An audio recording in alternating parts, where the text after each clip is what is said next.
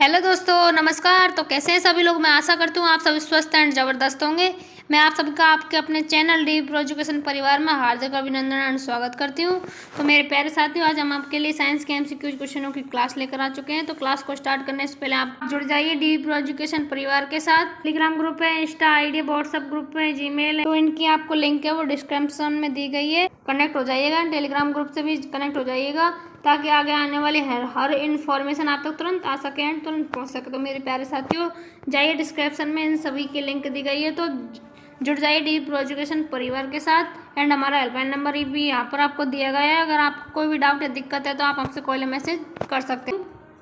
कि हमारा जो न्यू ऐप है ना मेरे प्यारे साथियों, वो लॉन्च हो चुका है। हमारा न्यू ऐप है वो लॉन्च हो चुका है। तो प्ले स्टोर से जाकर हमारा न्यू ऐप है उसको डाउनलोड करिएगा। न्यू ऐप का लोगो आपको प्ले स्टोर पर कुछ इस प्रकार का लोगो दिखेगा, तो आप उसको क्लिक करके डाउनलोड कर लेना। आपको वहाँ पर फ्री टेस्ट देने को मिलेगा एंड अन्य जानकारी भी आपको वहाँ पर प्रोवाइड करा दी जाएगी। तो हमारा पहला क्वेश्चन आपके सामने है, कौन सा एंजाइम इम्लसीकृत वसा का पाचन करता है। कौन सा एंजाइम इम्लसीकृत वसा का पाचन करता है। पेप्सिन, ट्रेप्सिन, लाइपेज, इनमें से कोई नहीं। सभी बच्चे कमेंट करेंगे इसमें राइट आंसर क्या होगा। इसमें राइट आंसर क्या होगा। तो मेरे प्यारे साथियों, इसमें राइट आंसर होगा option number C. Option number C है वो क्या होगा आपका राइट आंसर। चलते फिर अगले प्रश्न की तरफ। हमारा अगला प्रश्न आपके सामने है। हमारा अगला प्रश्न, सामान्य प्रकुंचन रक्तदाब होता है कितना होता है। 80 mm, 100 mm, 120 mm, 130 mm। कौन सा राइट आंसर होगा इसमें।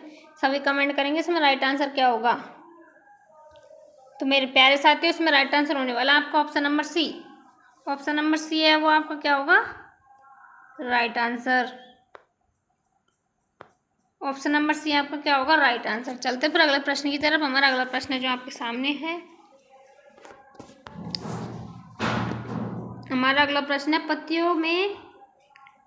पत्तियों में प्रकाश संश्लेषण द्वारा बना भोजन पादपों के अन्य भागों में किसके द्वारा भेजा जाता है। सभी कमेंट करेंगे इसमें राइट आंसर क्या होगा। जाइलम द्वारा, फ्लोएम द्वारा, रंध्र द्वारा, इनमें से कोई नहीं। सभी कमेंट करेंगे इसमें राइट आंसर क्या होगा। तो मेरे प्यारे साथियों, आपका इसमें राइट आंसर होने वाला है option number B. Option number B है आपका क्या होगा right answer. Option number B है वो आपका क्या होगा राइट आंसर, फ्लोएम द्वारा। ऑप्शन नंबर बी क्या हुआ आपका राइट आंसर। तो चलते हैं मेरे प्यारे दोस्तों अगले प्रश्न की तरफ। हमारा अगला प्रश्न आपके सामने है।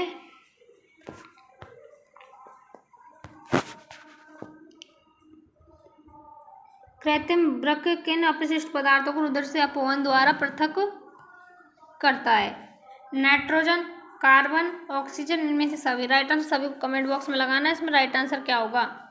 तो मेरे प्यारे प्यारे साथियों, इसमें आपका राइट आंसर होने वाला है option number A. Option number ए है वो क्या होगा आपका right answer, nitrogen. Option number ए है वो आपका राइट आंसर होगा। तो चलो चलते हैं अगले प्रश्न की तरफ। हमारा अगला प्रश्न आपके सामने आने वाला है। हमारा अगला प्रश्न आपके सामने है, निम्नलिखित में से कौन उभयलिंगी जंतु है। केंचुआ, मछली, शेर, बकरी। कौन सा राइट आंसर होगा मेरे प्यारे साथियों। सभी कमेंट क्या करो राइट आंसर। इसमें राइट आंसर बताना है इसमें राइट आंसर क्या होगा। तो मेरे प्यारे प्यारे साथियों, इसमें राइट आंसर होगा option number A. Option number ए है वो आपका क्या होगा राइट आंसर। ऑप्शन नंबर ए क्या हुआ आपका राइट आंसर। चलते हैं फिर अगले प्रश्न की तरफ। आंसर सभी लगाया करो मेरे प्यारे दोस्तों, क्योंकि आपको आपकी नॉलेज का पता चल जाएगा कि हम पे कितना आता है कितना नहीं आता। जितना आप आंसर लगाओगे उतनी अपनी आपकी प्रिपरेशन है वो और बेहतर एंड बेस्ट होती जाएगी। तो चलो चलते हैं अगले प्रश्न की तरफ। हमारा अगला प्रश्न आपके सामने है, प्रकृति में ऑक्सीजन का संतुलन कैसे बना रहता है। संयोजन क्रिया के द्वारा, प्रकाश संश्लेषण के द्वारा, अपघटन के द्वारा, इनमें से कोई नहीं। सभी बच्चे कमेंट करेंगे इसमें राइट आंसर क्या होगा। तो मेरे प्यारे साथियों, आपका इसमें राइट आंसर होने वाला है option number A, option number B है वो आपका राइट आंसर होगा। ऑप्शन नंबर बी आपका राइट आंसर होगा, ऑप्शन नंबर बी। चलते फिर अगले प्रश्न की तरफ। हमारा ऑप्शन नंबर बी क्या है आपका राइट आंसर। चलते फिर अगले प्रश्न की तरफ। अगला प्रश्न आपके सामने है, मानव हृदय का औसत प्रकुंचन दाब कितना है। मानव हृदय का औसत प्रकुंचन दाब कितना है। 140/90, ए 290 और 200 एंड 90 120/80 100 150 कौन सा राइट आंसर होगा? सभी बच्चे कमेंट करेंगे इसमें राइट आंसर क्या होगा। तो मेरे प्यारे साथियों, आपका इसमें राइट आंसर होने वाला है option number C. Option number C है वो आपका राइट आंसर होगा। कितना होता है मानव अधिक औसत प्रकुंचन दाब? 120/80। ये क्या होता है? औसत प्रकुंचन दाब। चलते फिर अगले प्रश्न की तरफ। हमारा अगला प्रश्न है वो आपके सामने है। पौधे में श्वसन क्रिया के अंतर्गत एडीपी के टूटने से कितनी ऊर्जा मुक्त होती है? पौधे में श्वसन क्रिया के अंतर्गत एडीपी के टूटने से कितनी ऊर्जा मुक्त होती है? ऑप्शन चारों आपके सामने। राइट आंसर आपको लगाना। इसमें राइट आंसर क्या होगा? तो मेरे प्यारे साथियों, आपका इसमें राइट आंसर होने वाला है option number A. Option number ए है वो आपका राइट आंसर होगा। चलते फिर अगले प्रश्न की तरफ। हमारा अगला प्रश्न आपके सामने आने वाला है। हमारा अगला प्रश्न आपके सामने है। हाइड्रा में प्रजनन किस विधि से होता है? द्विखंडन से, मुकुलन से, लैंगिक प्रजनन से? इनमें से कोई नहीं। सभी बच्चे कमेंट करेंगे इसमें राइट आंसर क्या होगा। तो मेरे प्यारे प्यारे साथियों, आपका इसमें राइट आंसर होने वाला ऑप्शन नंबर बी, मुकुलन से। हाइड्रा में मुकुलन तो पढ़ा होगा ना। हाइड्रा में मुकुलन किसके, वो प्रजनन किसके द्वारा होता है? मुकुलन से। चलते हैं फिर अगले प्रश्न की तरफ। हमारा अगला प्रश्न आपके सामने है। पादप में जाइलम उत्तरदायी है जल का वहन करने के लिए, भोजन का वहन करने के लिए, अमीनो अम्ल का वहन करने के लिए, या फिर ऑक्सीजन का वहन करने के लिए? सभी कमेंट करेंगे इसमें राइट आंसर क्या होगा। तो मेरे प्यारे साथियों, आपका इसमें राइट आंसर होने वाला ऑप्शन नंबर ए है वो आपका राइट आंसर होगा। ऑप्शन नंबर ए है वो आपका राइट आंसर होगा। पादप में जाइलम उत्तरदायी किसके लिए? जाइलम जल का वहन करता है पादपों में। चलते हैं फिर अगले प्रश्न की तरफ। हमारा अगला प्रश्न आपके सामने आने वाला है। हमारा अगला प्रश्न आपके सामने है। मनुष्य में वृक्क एक तंत्र का भाग है जो संबंधित है पोषण से, श्वसन से, उत्सर्जन से, परिवहन से। कौन सा राइट आंसर होगा इसमें? सभी कमेंट करेंगे इसमें राइट आंसर क्या होगा। तो मेरे प्यारे साथियों, आपका राइट आंसर होगा ऑप्शन नंबर सी, उत्सर्जन से। किससे संबंधित है मनुष्य में वृक्क? क्या करता है? उत्सर्जन, और सर्जी पदार्थों को बाहर निकालता है वृक्क तंत्र। चलते फिर अगले प्रश्न की तरफ। हमारा अगला प्रश्न आपके सामने है। प्रकाश संश्लेषण क्रिया में ऑक्सीजन बाहर निकालता है। कौन सा राइट आंसर होगा? जल से, प्रकाश संश्लेषण क्रिया में ऑक्सीजन बाहर निकालता है। किसको निकालता है? किससे निकालता है? जल से, CO2 से ऑक्सीजन बाहर निकलता है। किससे निकलता है? ग्लूकोज से, डिक्टियोजोम से। कौन सा राइट आंसर होगा? क्वेश्चन को हम दोबारा पढ़ लेते हैं। हमारा अगला प्रश्न है। प्रकाश संश्लेषण क्रिया में ऑक्सीजन बाहर निकालता है। वो ऑक्सीजन बाहर निकलता है। किससे निकलता है? जल से, CO2 से, ग्लूकोज से, डिक्टियोजोम से। कौन सा राइट आंसर होगा? तो सभी कमेंट करेंगे इसमें राइट आंसर क्या होगा। आपका इसमें राइट आंसर होने वाला है, आपका इसमें राइट आंसर होगा option number A. Option number ए है वो आपका राइट आंसर होगा, ऑप्शन नंबर ए। चलते फिर अगले प्रश्न की तरफ। हमारा अगला प्रश्न आपके सामने है। मैग्नीशियम पाया जाता है, किसमें पाया जाता है मैग्नीशियम? क्लोरोफिल में, लाल रक्त कण में, वर्णील लवकों में, श्वेत रक्त कण में। कौन सा राइट आंसर होगा इसमें? सभी बच्चे कमेंट करेंगे इसमें राइट आंसर क्या होगा। मेरे प्यारे साथियों, सभी बच्चे कमेंट किया करो, क्योंकि ये सारे क्वेश्चन आपके एग्जाम के लिए मोस्ट इंपॉर्टेंट क्वेश्चन है, वेरी वेरी इंपॉर्टेंट क्वेश्चन है। तो सारे बच्चे कमेंट किया करो। तो मेरे प्यारे साथियों, इसमें राइट आंसर क्या होगा? तो इसमें आपका राइट आंसर होने वाला option number A. Option number ए है वो आपका क्या होगा? Right answer. ऑप्शन नंबर ए क्या हुआ आपका? Right answer. चलते फिर अगले प्रश्न की तरफ। मैग्नीशियम पाया जाता है, किसमें पाया जाता है मैग्नीशियम? क्लोरोफिल में। चलते फिर अगले प्रश्न की तरफ। हमारा अगला प्रश्न आपके सामने है। हमारा अगला प्रश्न आपके सामने है। कवक में पोषण की कौन सी विधि है? कवक में पोषण की कौन सी विधि है? स्वपोषी, मृतजीवी, संभोजी? इनमें से कोई नहीं। सभी बच्चे कमेंट करें इसमें राइट आंसर क्या होगा। तो मेरे प्यारे साथियों, आपका इसमें राइट आंसर होने वाला है option number B. Option number B है वो आपका राइट आंसर होगा। ऑप्शन नंबर बी है वो आपका क्या होगा? Right answer, option number B. चलते फिर अगले प्रश्न की तरफ। हमारा अगला प्रश्न आपके सामने है। हमारा अगला प्रश्न क्लोरोफिल वर्णक का रंग है। कैसा होता है क्लोरोफिल का रंग? क्लोरोफिल वर्णक का रंग बताना है। हरा, नीला, लाल, सफ़ेद। राइट आंसर क्या होगा इसमें? सभी बच्चे कमेंट किया करो और सभी बच्चे राइट आंसर लगाएंगे। तो मेरे प्यारे साथियों, आपका इसमें राइट आंसर होने वाला option number A. Option number ए है वो आपका क्या होगा राइट आंसर। हरा, क्लोरोफिल वर्ण का रंग कैसा होता है, हरा। चलते हैं अगले प्रश्न की तरफ। हमारा अगला प्रश्न आपके सामने है। हमारा अगला मोस्ट इंपॉर्टेंट क्वेश्चन है सारे। हमारा अगला प्रश्न बहुत मोस्ट है। टैनिन मुख्यतः कहाँ जमा होता है, टैनिन मुख्यतः कहाँ जमा होता है, वृक्ष की छाल में, पुराने जाइलम में, पुराने फ्लोएम में, जड़ों में। कौन सा राइट आंसर होगा इसमें, सभी बच्चे कमेंट करेंगे इसमें राइट आंसर क्या होगा। देखिए मेरे प्यारे साथियों, ये सारे क्वेश्चन आपके इंपॉर्टेंट क्वेश्चन है, आपके एग्जाम में होने वाले क्वेश्चन है, तो सारे प्रश्नों के जवाब आपको लगाना है। इसमें राइट आंसर क्या होगा, तो आपका इसमें राइट आंसर होने वाला option number A. Option number ए है वो आपका क्या होगा राइट आंसर। चलते फिर अगले प्रश्न की तरफ। हमारा अगला प्रश्न आपके सामने है। पायरोवेट में विखंडन से यह कार्बन डाइऑक्साइड जल तथा ऊर्जा देता है और यह क्रिया होती है कोशिका द्रव में, माइटोकॉन्ड्रिया में, हरित लवक में, केंद्रक में। कौन सा राइट आंसर होगा इसमें राइट आंसर सभी को कमेंट बॉक्स में लगाना है। इसमें राइट आंसर क्या होगा, तो मेरे प्यारे साथियों आपका इसमें राइट आंसर होने वाला option number B. Option number B है वो आपका क्या होगा राइट आंसर, माइटोकॉन्ड्रिया में। कौन सा राइट आंसर हुआ, ऑप्शन नंबर बी। चलते हैं फिर अगले प्रश्न की तरफ। हमारा अगला प्रश्न आपके सामने है। अगले प्रश्न को स्टार्ट करने से पहले अगर आप हमारे चैनल पर नए हैं तो हमारे चैनल को सब्सक्राइब कर लीजिएगा एंड बेल आइकन को प्रेस कर लीजिएगा, ताकि आगे आने वाली हर वीडियो आप तक तुरंत पहुंच सके एंड आप देख सको। मेरे प्यारे साथियों जुड़ जाइए डी प्रो एजुकेशन परिवार के साथ, ताकि आप हर इन्फॉर्मेशन, हर वैकेंसी के बारे में आप पता लगा सको एंड हर इन्फॉर्मेशन आप तक पहुंच सके। मेरे प्यारे साथियों तो जुड़ जाइए डी प्रो एजुकेशन परिवार के साथ। हम अगले प्रश्न को पढ़ने वाले हैं। हमारा अगला प्रश्न है, खुला परिसंचरण तंत्र किसमें पाया जाता है, मनुष्य में, कॉकरोच में, घोड़ा में, ऊँट में। कौन सा राइट आंसर होगा इसमें, आपका राइट आंसर सभी बच्चे कमेंट करेंगे इसमें राइट आंसर क्या होगा। तो मेरे प्यारे साथियों आपका इसमें राइट आंसर होने वाला है option number B. Option number B है वो आपका राइट आंसर होगा। कॉकरोच में क्या पाया जाता है, खुला परिसंचरण तंत्र कॉकरोच में पाया जाता है। मनुष्य में कैसा परिसंचरण पाया जाता है, बंद। घोड़ा में कौन सा पाया जाता है, बंद। ऊँट में कौन सा पाया जाता है, बंद परिसंचरण तंत्र। तो चलते हैं अगले प्रश्न की तरफ। हमारा अगला प्रश्न आपके सामने है। मनुष्य के वृक्क की संरचनात्मक और क्रियात्मक इकाई क्या है, वृक्क नलिका, न्यूरॉन, एंजाइम, नेफ्रिडिया। कौन सा राइट आंसर होगा इसमें, सभी को राइट आंसर लगाना है। इसमें राइट आंसर क्या होगा, इसमें आपका राइट आंसर होने वाला है option number A. Option number ए है वो आपका राइट आंसर होगा।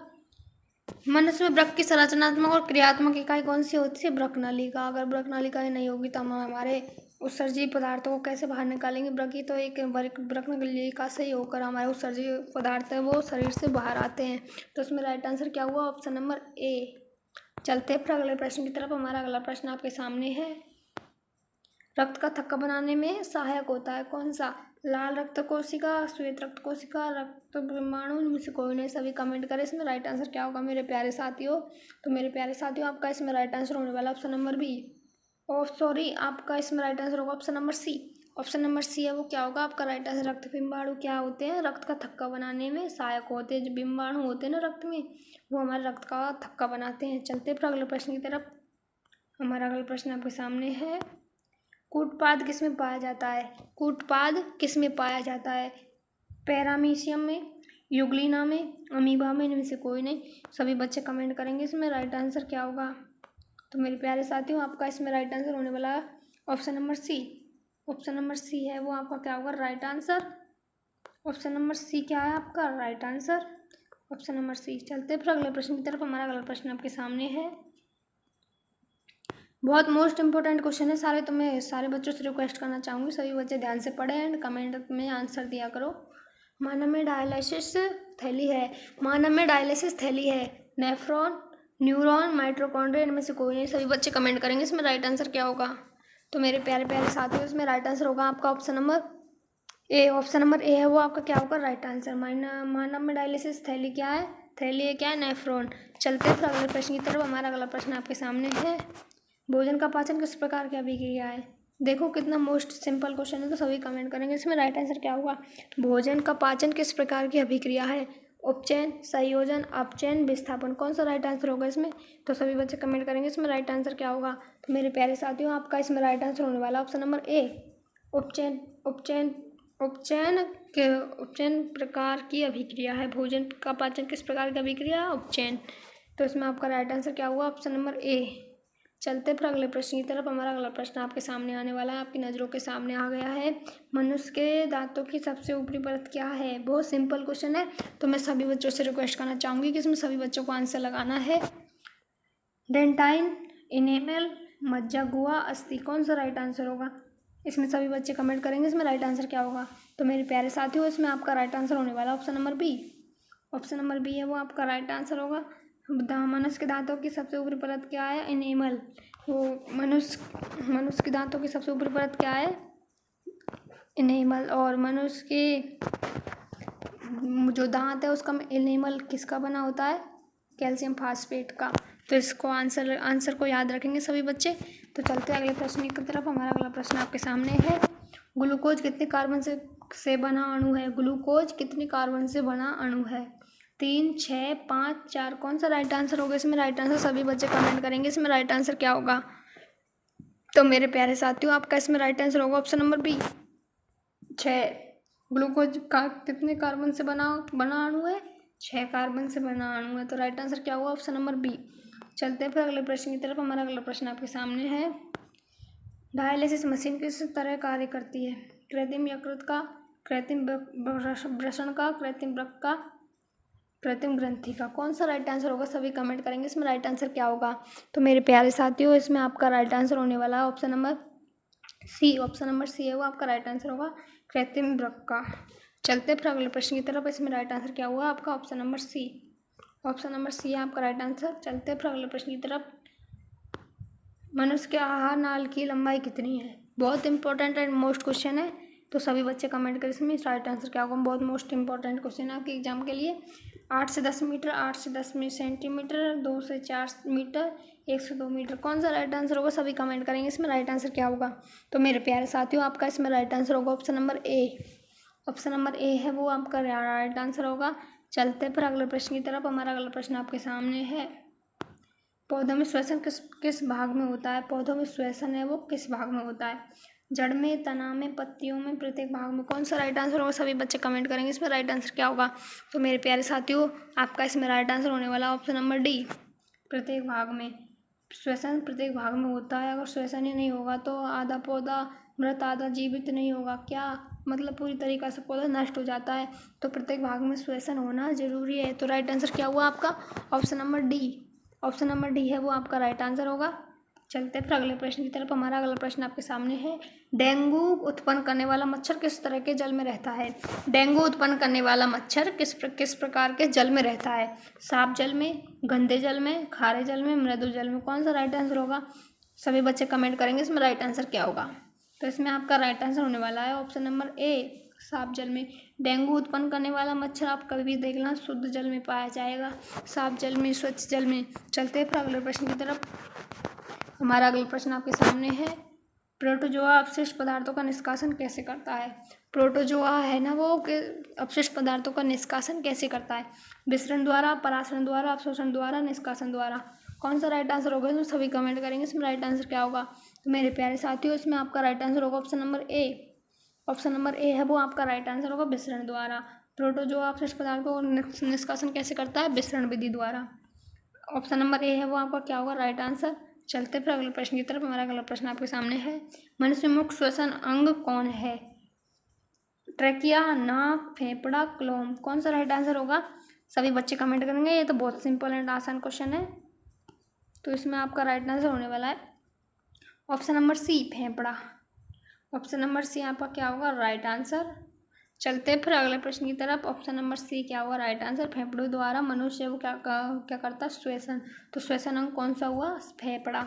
चलते फिर अगले प्रश्न की तरफ। हमारा अगला प्रश्न आपके सामने है, बाष्पोत्सर्जन के लिए उत्तरदायी अंग कौन है? बाष्पोत्सर्जन के लिए उत्तरदायी अंग फ्लोएम, जड़, तना, पत्ती, कौन सा राइट आंसर होगा इसमें?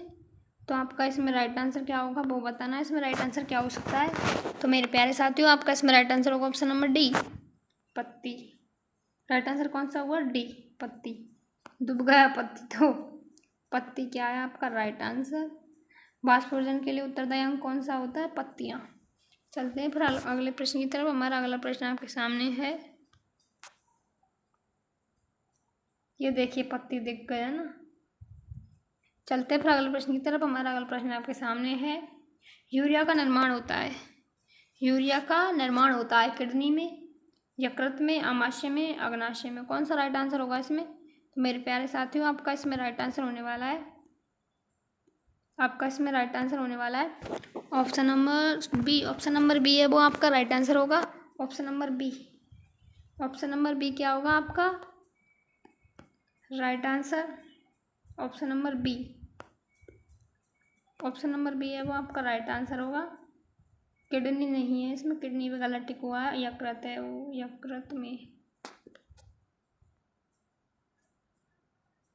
यकृत में क्या होता है? यूरिया का निर्माण होता है। तो ऑप्शन नंबर बी आपका क्या हुआ right answer? Option number B आपका राइट आंसर होगा मेरे प्यारे साथियों। तो चलते हैं अगले प्रश्न की तरफ। हमारा अगला प्रश्न आपके सामने है, हमारा अगला प्रश्न है, लाल रक्त कोशिकाओं का कब्रगाह एवं ब्लड बैंक निम्न में से किसे कहा जाता है? बहुत मोस्ट इंपॉर्टेंट क्वेश्चन है और सिंपल प्रश्न है, सिंपल है बहुत प्रश्न। यकृत, प्लीहा, हृदय, आमाशय, कौन सा राइट आंसर होगा मेरे प्यारे साथियों? तो सभी कमेंट बॉक्स में लगाया करो आंसर, इसमें राइट आंसर लगाओ, इसमें राइट आंसर क्या होगा? तो आपका इसमें राइट आंसर होने वाला ऑप्शन नंबर बी, प्लीहा। प्लीहा में क्या होता है? रक्त कोशिकाओं को, प्लीहा को क्या कहते हैं? कब्रगाह किसका? रक्त कोशिकाओं का।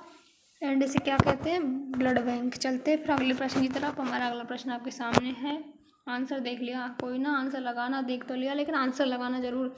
निम्नलिखित में से कौन सी बीमारी श्वसन तंत्र से संबंधित है? डायरिया, टीबी, निमोनिया, बी व सी दोनों। कौन सा राइट आंसर होगा इसमें? तो मेरे प्यारे प्यारे साथियों, इसमें आपका राइट आंसर होगा option number D. Option number D है वो आपका राइट आंसर होगा। बी एंड ये नहीं होगा, क्या होगा?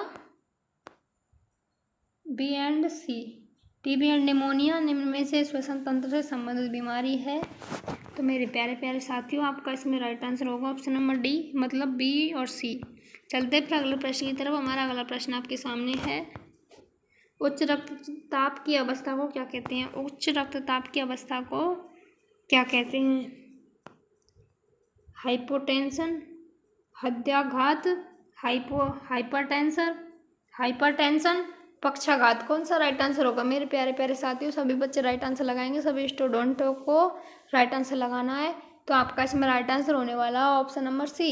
ऑप्शन नंबर सी है वो आपका राइट आंसर होगा, हाइपरटेंशन। उच्च रक्तचाप की अवस्था को क्या कहते हैं? हाइपरटेंशन। चलते फिर अगले प्रश्न की तरफ। हमारा अगला प्रश्न आपके सामने है, शरीर की सबसे बड़ी ग्रंथि। ये क्वेश्चन बहुत बार मैंने कई वीडियो में पढ़ा चुकी हूँ, कई सेशन में पढ़ा दिया, कई क्लासों में पढ़ा दिया। तो इसमें राइट आंसर सभी बच्चे लगाएंगे। इसमें राइट आंसर क्या होगा? शरीर की सबसे बड़ी ग्रंथि, लार ग्रंथि, आमाशय ग्रंथि, यकृत, थायराइड। कौन सा ग्रंथि है जो शरीर की सबसे बड़ी ग्रंथि है? तो इसमें आपका राइट आंसर होने वाला ऑप्शन नंबर सी, यकृत ग्रंथि क्या है? शरीर की सबसे बड़ी ग्रंथि है। चलते फिर अगले प्रश्न की तरफ। हमारा अगला प्रश्न आपके सामने है, प्रकाश संश्लेषण की इकाई। एटीपी एंड NADPH2, क्लोरोफिल अणु, इनमें से कोई नहीं। सभी कमेंट करेंगे इसमें राइट आंसर क्या होगा? तो आपका इसमें राइट आंसर होने वाला ऑप्शन नंबर सी, क्लोरोफिल अणु क्या है? प्रकाश संश्लेषण की इकाई है। तो राइट आंसर क्या हुआ? Option number C. चलते हैं फिर अगले प्रश्न की तरफ। हमारा अगला प्रश्न आपके सामने है, गोबर छत्ता किसके अंतर्गत आता है? गोबर छत्ता किसके अंतर्गत आता है? परजीवी के, मृतजीवी के, परासरणी के, स्वपोषी के, किसके अंतर्गत में आता है? तो मेरे प्यारे साथियों, इसमें आपका राइट आंसर होने वाला है ऑप्शन नंबर बी है वो आपका राइट आंसर होगा, मृतजीवी के अंतर्गत में आता है गोबर छत्ता। चलते हैं फिर अगले प्रश्न की तरफ। हमारा अगला प्रश्न आपके सामने है, प्रोटीन का पाचन होता है ग्रासनली में, आमाशय में, ग्रसनी में, अग्नाशय में। कौन सा राइट आंसर होगा? तो इसमें सभी बच्चों को राइट आंसर लगाना है। इसमें राइट आंसर क्या होगा? तो आपका इसमें राइट आंसर होने वाला है प्यारे साथियों, आपका ऑप्शन नंबर बी है वो आपका राइट आंसर होगा, आमाशय में। प्रोटीन का पाचन किसमें होता है? आमाशय में। चलते फिर अगले प्रश्न की तरफ। हमारा अगला प्रश्न आपके सामने है, मनुष्य के मुख गुहा में कितने जोड़े लाल ग्रंथि पाई जाती है? मनुष्य के मुख गुहा में कितने जोड़े लाल ग्रंथियां पाई जाती हैं? 4, 1, 2, 3। कौन सा राइट आंसर होगा? सभी कमेंट करेंगे इसमें राइट आंसर क्या होगा? तो मेरे प्यारे साथियों, आपका इसमें राइट आंसर होने वाला है option number D. Option number D है वो आपका क्या होगा राइट आंसर। 3 लाल ग्रंथि मनुष्य के मुंह में पाई जाती है। कितनी लाल ग्रंथि मनुष्य के मुंह में पाई जाती है? 3। चलते हैं फिर अगले प्रश्न की तरफ। हमारा अगला प्रश्न आपके सामने है, फेफड़ा का आकार होता है गोलाकार, शंक्वा आकार, बेलनाकार, अंडाकार। बहुत सिंपल क्वेश्चन है, आपके एग्जाम में मोस्ट इंपॉर्टेंट क्वेश्चन होने वाला है ये, तो सभी को कमेंट कराना है इसमें राइट आंसर क्या होगा। तो मेरे प्यारे साथियों, आपका इसमें राइट आंसर होगा option number B. Option number B है वो आप, इसमें आपका राइट आंसर क्या होगा? ऑप्शन नंबर बी, शंकु आकार। फेफड़े का आकार कैसा होता है? शंकु के आकार का। चलते फिर अगले प्रश्न की तरफ। हमारा अगला प्रश्न आपके सामने है, बहुत सिंपल क्वेश्चन है, छोटे बच्चों में कुल कितने दांत पाए जाते हैं? 32, 28, 20, 22। सभी को कमेंट करना है इसमें राइट आंसर क्या होगा। तो आपका इसमें राइट आंसर होगा ऑप्शन नंबर सी है वो आपका क्या होगा राइट आंसर। 20 दांत है वो क्या किस में पाए जाते हैं? छोटे छोटे बच्चों में 20 दांत पाए जाते हैं। चलते हैं फिर अगले प्रश्न की तरफ। हमारा अगला प्रश्न आपके सामने है, सम्मैन ऊतक के रूप में पाए जाते हैं, क्या पाए जाते हैं? एपिडिडाइमिस, जाइलम, फ्लोएम, बी व सी दोनों। कौन सा राइट आंसर होगा इसमें? तो मेरे प्यारे साथियों, आपका इसमें राइट आंसर होगा ऑप्शन नंबर बी और सी, जाइलम और फ्लोएम सम्वहन ऊतक में दोनों पाए जाते हैं। चलते हैं फिर अगले प्रश्न की तरफ। मेरे प्यारे साथियों, आपका अगला प्रश्न आपके सामने है, मछलियों में उत्सर्जित पदार्थ क्या है? अमोनिया, यूरिया, यूरिक अम्ल, एमिनो अम्ल। कौन सा राइट आंसर होगा? तो आपका इसमें राइट आंसर होगा ऑप्शन नंबर ए, अमोनिया। क्या है? मछलियों में उत्सर्जक के रूप में उत्सर्जित पदार्थ के रूप में पाया जाता है। ऑप्शन नंबर ए क्या हुआ आपका राइट आंसर। चलते फिर अगले प्रश्न की तरफ। बहुत सिंपल क्वेश्चन है ये, एक स्वस्थ मनुष्य का रक्तचाप होता है। 4 ऑप्शन आपके सामने। ये क्वेश्चन तो मैंने अभी बताया ना थोड़ी देर पहले, तो सभी बच्चे कमेंट करेंगे इसमें राइट आंसर क्या होगा। तो इसमें राइट आंसर होने वाला आपका ऑप्शन नंबर सी है वो आपका राइट आंसर होगा। चलते फिर अगले प्रश्न की तरफ। मनुष्य का रक्तचाप कितना होता है? 120/80। चलते फिर अगले प्रश्न की तरफ। हमारा अगला प्रश्न आपके सामने है, प्रकाश संश्लेषी अंग इनमें से कौन है? स्टोमाटा, पत्ती, हरित लवक, जड़। कौन सा राइट आंसर होगा? सभी कमेंट करेंगे इसमें राइट आंसर क्या होगा। तो मेरे प्यारे प्यारे साथियों, आपका राइट आंसर होने वाला है इसमें option number C. Option number C है वो आपका राइट आंसर होगा। हरित लवक क्या होता है? प्रकाश संश्लेषी अंग। हरित लवक क्या है? प्रकाश संश्लेषी अंग। चलते फिर अगले प्रश्न की तरफ। हमारा अगला प्रश्न आपके सामने है, पाचन की क्रिया पूर्ण होती है अग्नाशय में, बड़ी आंत में, छोटी आंत में, ग्रासनली में। कौन सा राइट आंसर होगा? तो मेरे प्यारे साथियों, आपका इसमें राइट आंसर होने वाला option number C. Option number C है वो आपका राइट आंसर होगा। छोटी आंत में क्या होता है? वो पाचन की क्रिया किस में पूर्ण होती है? छोटी आंत में। चलते फिर अगले प्रश्न की तरफ। हमारा अगला प्रश्न आपके सामने है, सीरम कहलाता है फाइब्रोनोजिन सहित प्लाज्मा, फाइब्रोनोजिन रहित प्लाज्मा, प्रोथोमीवन रहित प्लाज्मा, प्रोथोमीवन सहित प्लाज्मा। कौन सा राइट आंसर होगा? तो इसमें राइट आंसर क्या होगा आपका? ऑप्शन नंबर बी है वो आपका राइट आंसर होगा। फाइब्रोनोजिन रहित प्लाज्मा क्या है? सीरम। राइट आंसर क्या हुआ? Option number B. चलते हैं फिर अगले प्रश्न की तरफ। इस सेशन का लास्ट प्रश्न है मेरे प्यारे साथियों और मेरे प्यारे प्यारे स्टूडेंटों, रेजिन किस पौधे का उत्सर्जित पदार्थ है? रेजिन किस पौधे का उत्सर्जित पदार्थ है? बबूल का, करेन का, पीपल का, चीड़ का। कौन सा राइट आंसर होगा मेरे प्यारे साथियों? इसमें सभी बच्चे कमेंट करेंगे इसमें राइट आंसर क्या होगा। तो आपका इसमें राइट आंसर होने वाला option number D. Option number D है वो क्या होगा आपका right answer. Option number D क्या हुआ आपका राइट आंसर? चीड़ का। क्या है चीड़ का?